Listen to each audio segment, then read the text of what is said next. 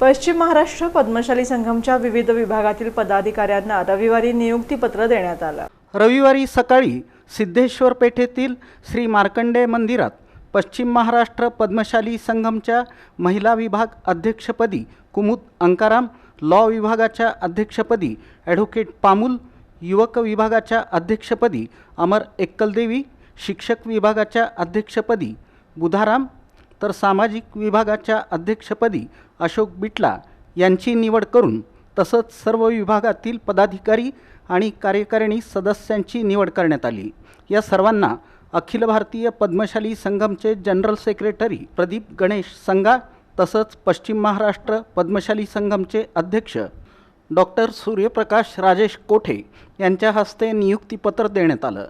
यावेळी व्यासपीठावर पद्मशाली ज्ञाती संस्थेचे सचिव संतोष सोमा, उपाध्यक्ष यल्लप्पा गड्डम, अंबादास बिंगी, मुख्य सचिव वासुदेव इप्पलपल्ली, जनरल सेक्रेटरी दयानंद मामड्याल, खजिनदार श्रीनिवास चिलका, राजमहेंद्र कमटम, पुरुषोत्तम उडता यांच्यासह सर्व पदाधिकारी, कार्यकारिणी सदस्य तसंच समाजबांधव मोठ्या प्रमाणात उपस्थित होते। प्रारंभी पश्चिम महाराष्ट्र पद्मशाली संघमचे अध्यक्ष डॉक्टर सूर्यप्रकाश कोठे यांनी विविध विभागांच्या पदाधिकाऱ्यांना शुभेच्छा देताना समाजासाठी सर्वांनी एकत्रित येऊन काम करण्याचं आवाहन केलं।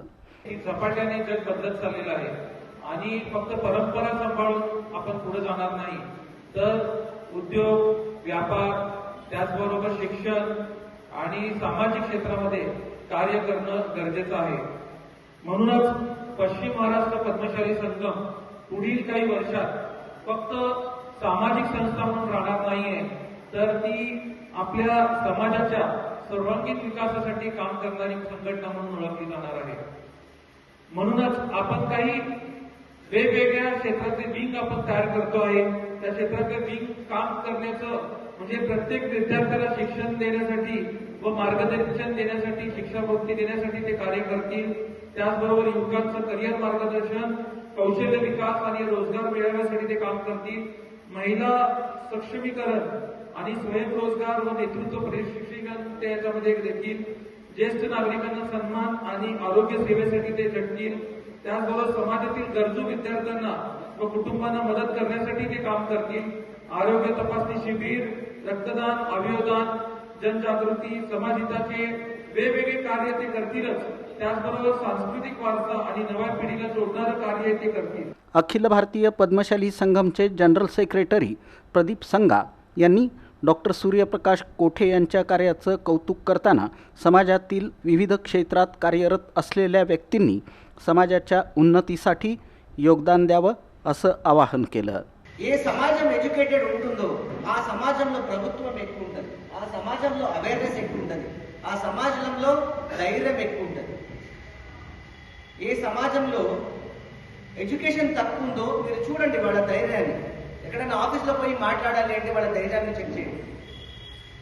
కాబట్టి ఆయన first priority is education, second priority health care, third priority women empowerment. ఇవన్నీ ప్యారలల్ గా నడిచినప్పుడే మనము ఐక్యంగా వీఆర్ ద బెస్ట్ అని చెప్పుకోవచ్చు।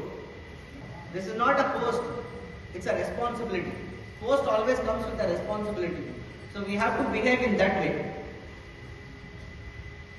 నువ్వు చేసిన పనికి నీకు ఐడెంటిఫికేషన్ ఉంటుందో లేదో, కానీ నీకు చేసిన పనికి ఆ జనాలు చచ్చే వరకు నేను గుర్తుపెట్టుకుంటారు।